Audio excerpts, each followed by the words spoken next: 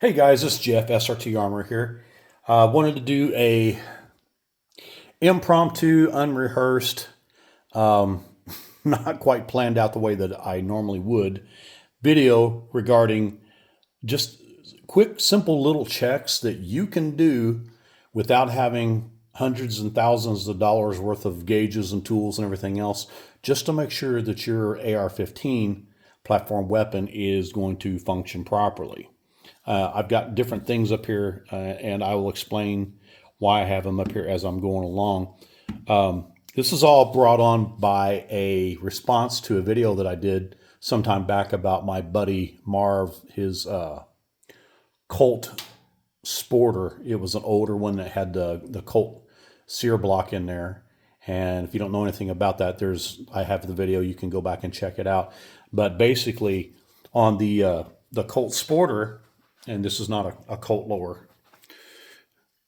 it has a block that's in here that will not allow any type of insertion of an auto sear or anything like that. It still has the safety and everything else, but it basically just fills this area up. Colt did that in order to keep people from turning the weapon select fire full auto. So basically that's what that was all about. Carter has the same lower receiver that I was talking about, or the same rifle that I was talking about in the earlier video, and he was having issues with it being locked up in battery. And I'm like thinking to myself, without seeing it firsthand, I was assuming, and I've tried to help him out different ways. He's finally figured out a way to get around it, which I appreciated. He's actually sent me pictures of it. But I sent him a kind of a detailed list of things that you can do just to check. I was figuring if it's going to be locked up in battery, more than likely the lower receiver didn't have anything to do with it. But I was incorrect in that assumption. But I wanted to go ahead and do a video anyway of things that you can do just to check out your upper receiver to make sure that it's functioning properly. And you don't have to have a whole bunch of gauges to do it. So starting out, I basically said, you got the upper receiver. This obviously doesn't have any components on it other than the ejection port cover and the forward assist, which, if you know me at all, I'm not a big fan of forward assist. I don't think I've ever used one in anger or out of necessity. I don't shoot shitty ammo, for one thing. But with an upper receiver, little things that you can do just to make sure that it's good to go. If you have one that doesn't have a barrel on it, let me grab another barrel real quick.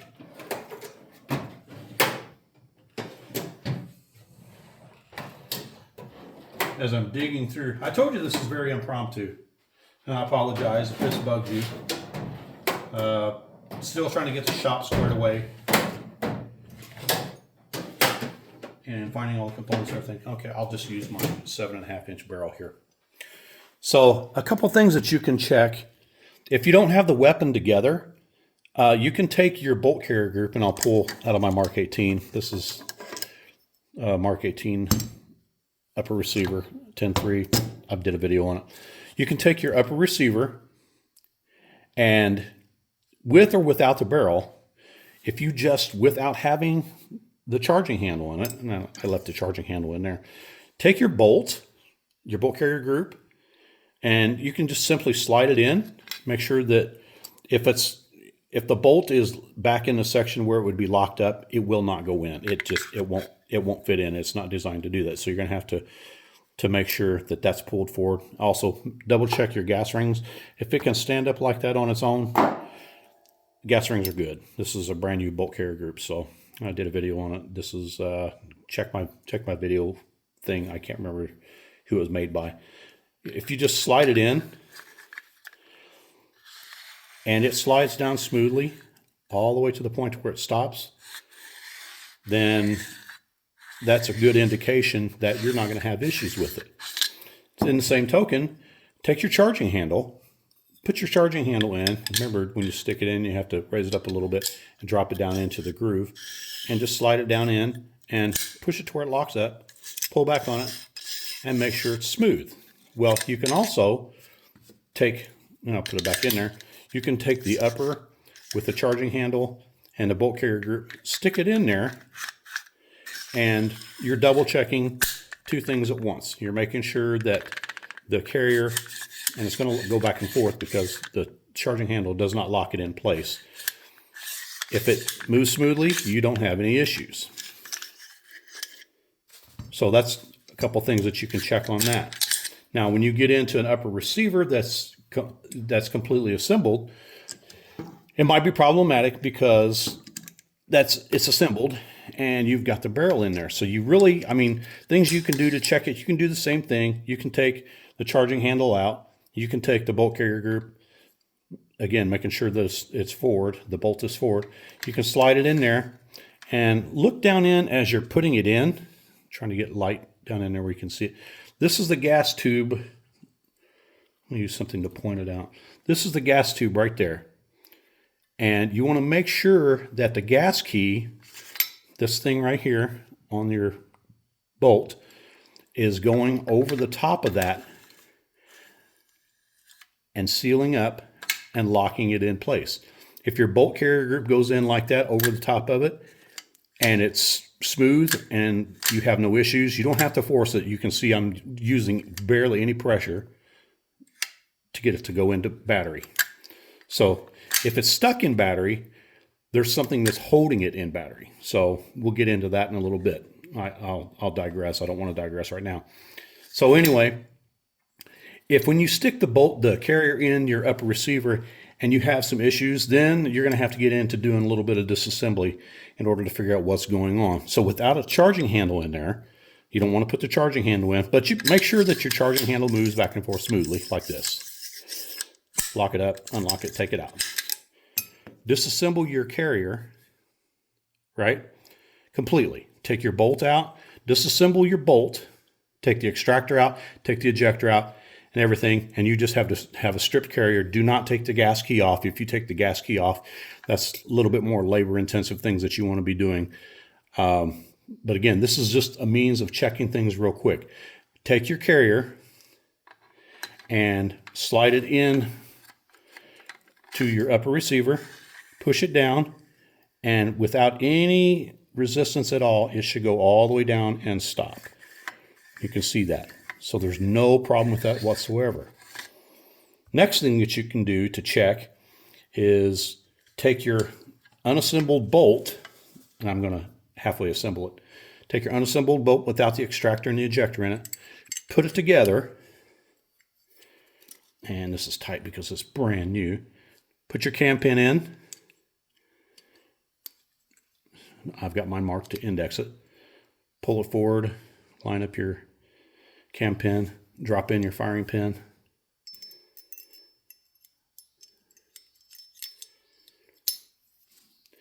Put your firing pin, retaining pin in. Always make sure that it's spread out like that. And it's chamfered on the end a little bit. It's angled. If it's straight across, it's not to spec. You're going to have issues with it. Put it in. Make sure it's all the way down and seated. And do the same test again with your upper receiver. With the bolt being completely far forward. Slide it in. And push it down to where you have lockup in the bolt. Right? No issues. So if it passes that, that tells you a couple things. It tells you, A, the carrier is okay to go back and forth in the area for the upper receiver where it's supposed to go. The gas key's in alignment with the gas tube. Now, if you go to put it in without the bolt or with the bolt, and you have trouble getting over, it wants to have issues with going in past here, it's probably bumping into the gas tube, and you'll need to straighten that out one way or the other. And figuring out which way it is it's a catch-22. You're not really sure which way. Is it bent down? Is it bent left, bent right, bent up? Or in this case, it would be down or up, left or right. And you have to bend the gas tube. It will bend. It takes a little bit of effort to bend. And Brownells makes a gas tube bending thing. Actually, it's not Brownells. It's another Ed Brown, I believe, that you can slide in and you can adjust your gas tube. I've always found that if you take a long screwdriver like this, you can insert it in there and you can bend it up. Just stick it in and turn it a little bit, bend it, one way or the other, up or down. If it's not that wide of a blade, it's a lot easier to do, or you can stick it down in here, twist it a little bit. You're talking minute adjustments. You don't want to adjust very much at all, because the gas key, when it's lined up with a gas tube, will tell you if it's where it's supposed to be, and it goes into place, right? So tracking. Now, same without the bolt being completely assembled. Take your charging handle, stick it in, put your bolt carrier group in, slide it in. A lot of redundancy here, guys, but you're checking and your process of elimination, you're going to figure out what it is that's causing it to hang up. And with the charging handle in, it should push right in, lock in place, right? So next thing you want to do, you can leave the charging handle in, or you can take the charging handle out. It makes no difference at all. You can take your firing pin apart. I'm sorry, not your firing pin. Take your bolt carrier group apart. And this one's not dirty because it's brand new. And you always want to check. Why did I put a dirty firing pin in that one? Oh, this is that one. I'm sorry. Wrong one. My mistake. My bad, your mistake. Or my mistake, your bad. Whatever. However you want to say it. Or as you were. Pull your bolt out. Now, this is an assembled one. It's not this. This one goes with this bolt carrier group. Make sure your firing pin, this is dirty. It's got probably 50 rounds on it right now. I've been test firing everything here at the new location. I got a range set up here. Actually, I can shoot on my property, which is great. Make sure your firing pin goes in and it's smooth. It should not drag. I mean, it might have a slight little bit of drag. Make sure it's clean. You can always take a pipe cleaner, run it down through there, clean it out, make sure it's clean, and it will stick out the end where the firing pin protrudes through the front of the bolt. Make sure your firing pin goes in smooth. Check and make sure you have free movement of your extractor on the pivot, on the pin itself, as you can see that. Because if this is binding, that can be a potential problem, and it will show up later on. So with the assembled bolt, with the extractor on, you would not necessarily want to put the ejector in. You can do that. That would be another step. But with the extractor, with the bolt with the extractor in it, make sure I'm doing this the right way, and it'll actually go in.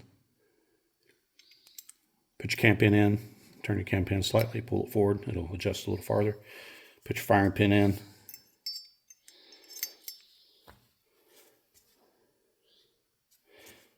Put your firing pin, retaining pin in.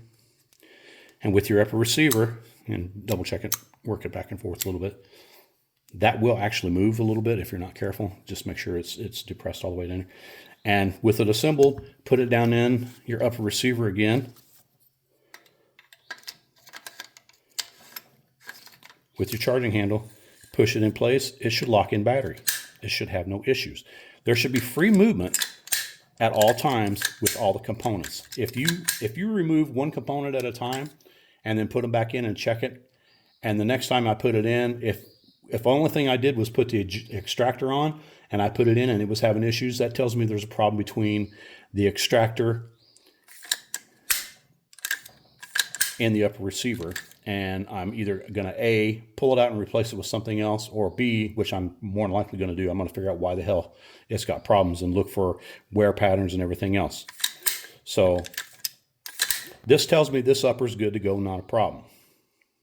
So Jeff, I'm hypothetically here. Jeff, I just got a new barrel. I've got all the components in check and everything to build my rifle. What's some of the steps that I should take to make sure that my rifle is going to function properly? Well, take your bolt carrier group if you haven't already assembled it, pull it apart.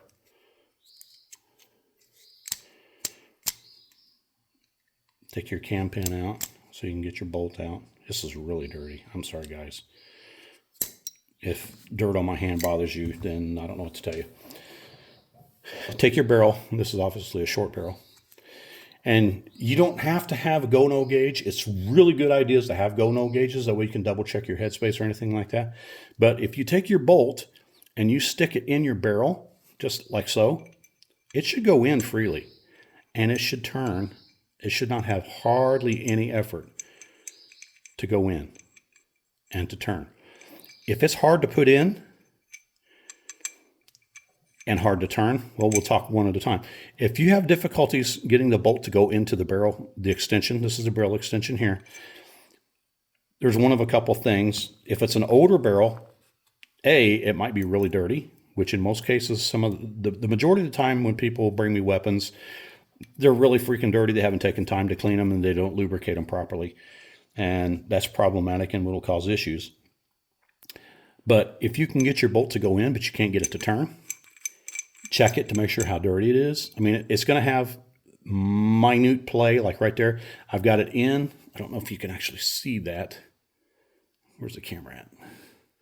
I'm going to turn it just enough to where it would be quote unquote locked in.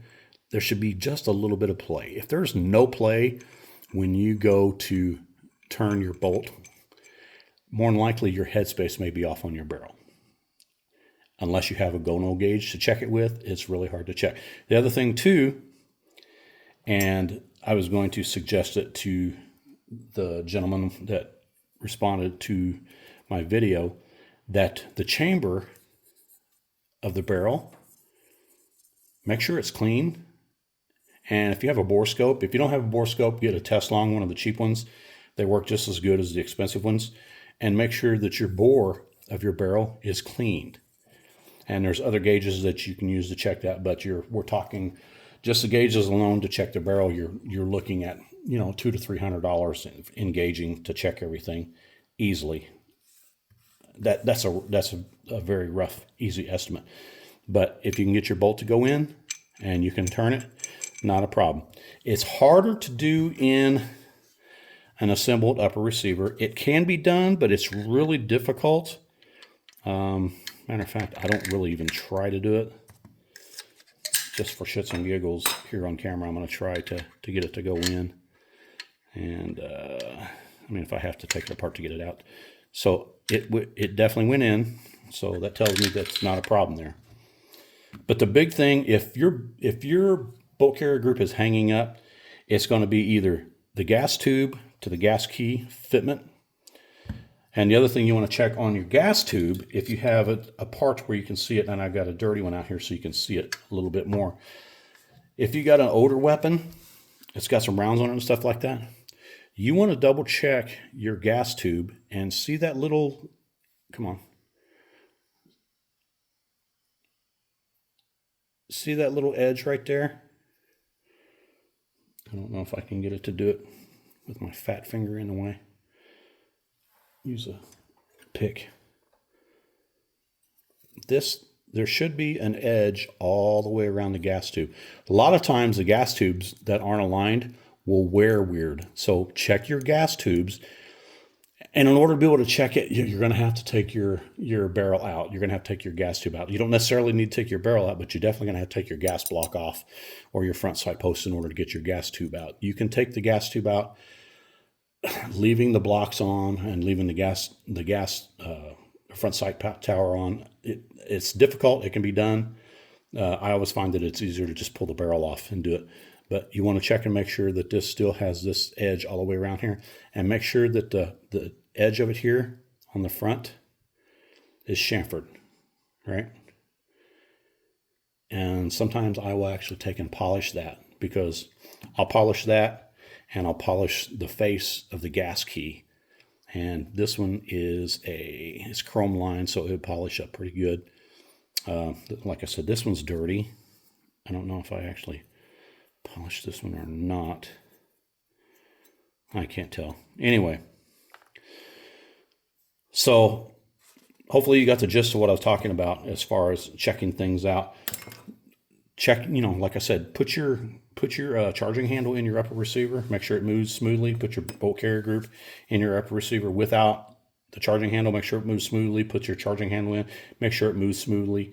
Even like I said, even in an assembled upper receiver, you should have no issues being able to get your bolt carrier group in, lined up, and locking in place, and you can double check it that way.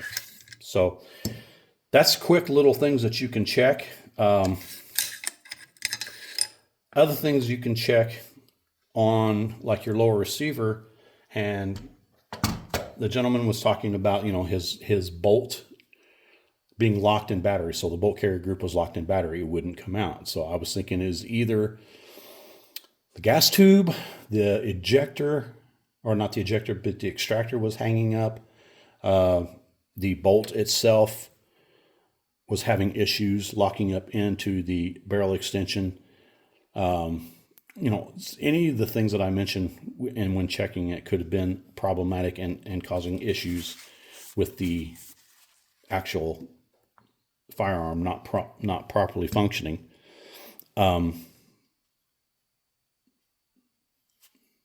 Yeah, double checking that. But like I said, he has an older SP1 lower receiver, and it's got the block in it. Well, he sent me pictures of it, and the block, where's my lower? The block was sticking up in the back. And I don't have one, I have to use this. So pretend like this has the sear block in it. Well, it was raised up and had an edge on it. Therefore, it was catching and holding onto the bolt carrier group. So they either filed it down or machined it down or something like that in order. It needs to be at least the same height as the lower receiver, and maybe even under it just a little bit. Because if you notice that with the bolt carrier group in the upper receiver, with, you know, it does not hang down lower than the bottom of the lower receiver. Even on an M16 bolt carrier, it does not hang down far enough to cause any problems. So his issue was with the sear block. So they figured that out and got that squared away, and he's going to keep an eye on it, let me know how things are going with it. So the other thing that you can check on your lower receiver is, obviously you want your bolt catch to function properly. If you put it in and assembled, and it's got a spring on it, it's going to have a little tension on it. If it's difficult for you to maneuver it with your finger with very minimal pressure, then that's a problem. It could be either undersized lower receiver, it could be a missized bolt catch itself, and I actually ran into that problem. The bolt catch on one of my other lower receivers was out of spec, and it was hanging up, and it would actually, without the hammer being, because like right now with the hammer, I'll put the hammer down.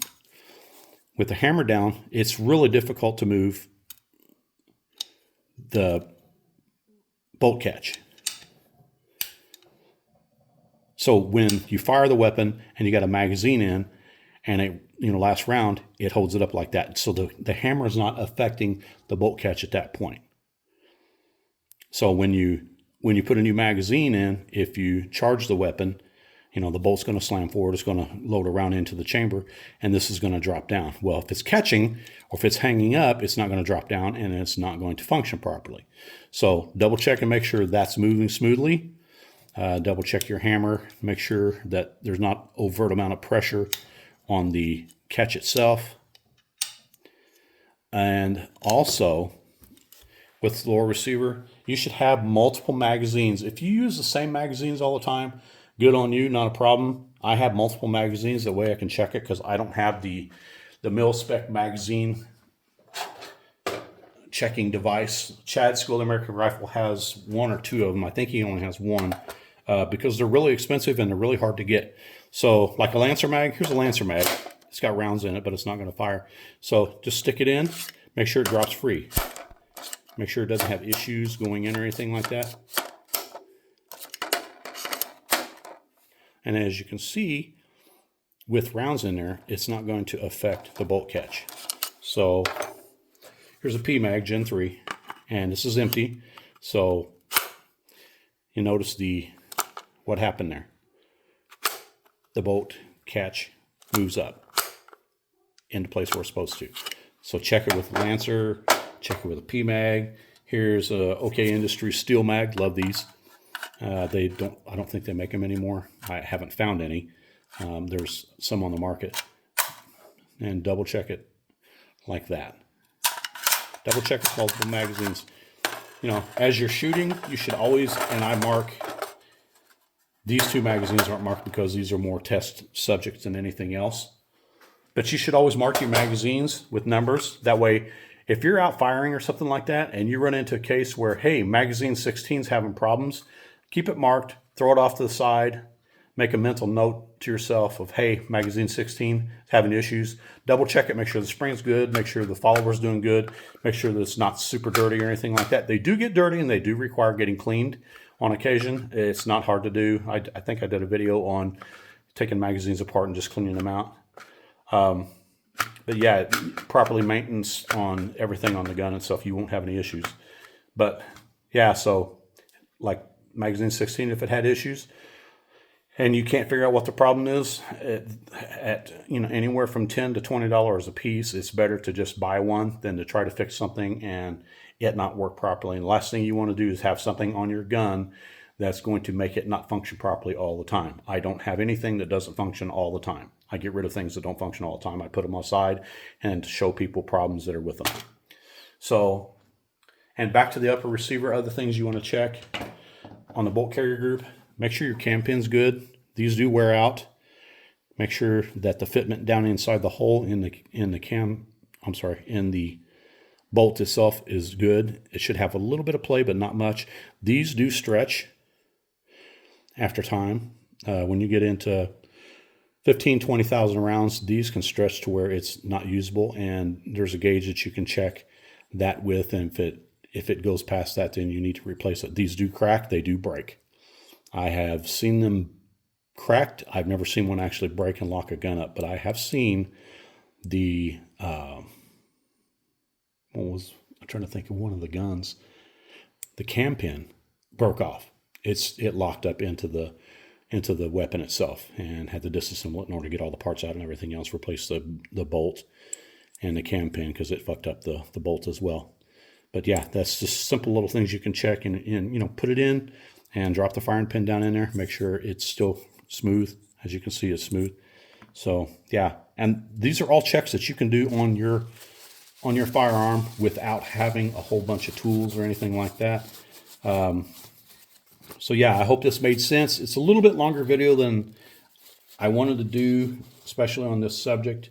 But I just wanted to put that out there, that there are things that you can do. You can check your things prior to putting them together, anything like that. And the other thing too, let me talk about real quick, is if you got your lower parts kit and you got your lower receiver and it's not assembled, you can use your firing pin and your trigger pin to check these holes. If they go in and they're not super tight, that's good. If they're super loose, that's not good. That means your lower receiver's not to spec. You can take your selector and just slide it in to the hole. It should go all the way through with no problem. It should move freely with no problem, right? Double check and make sure that your bolt catch goes in and it's not too tight or anything like that. So that's just things, and you can put your pivot pin and take down pin in. You know, there's specific sizes that they're supposed to be, but if it goes in and it's smooth and operates smoothly, this one's kind of tight, but yeah, not an issue. So you don't need gauges to check that. You can use the actual components themselves. Same thing with the mag catch. You can just stick it in there and make sure, you know, put it in and make sure it functions. So use what you have available before you start going out and spending thousands of dollars on tools, which adds up really quickly. And there's a lot of tools that I still don't have because A, my wife's not gonna let me spend the money, and B, I just really don't see a necessity to have those like that. I mean, I would love to have the magwell gauge, but I'm not willing to spend the amount of money that it takes in order to get one. Thought about having one made, but I don't know. Still kicking that idea around. But anyway, so quick video of things that you can do to check on your own with your own equipment to make sure that it's functioned properly and you don't have issues with it. And I'm going to put this back together so I can put this gun back in without having any issues. It's tight. It's really tight. So I don't want to waste your time while I'm doing this. But yeah, thanks for watching. If you've got any questions or comments, let me know what you think. And 30 minutes or less. Holy shit, I can't believe it. So have a great day. Jeff, SRT Armor, out.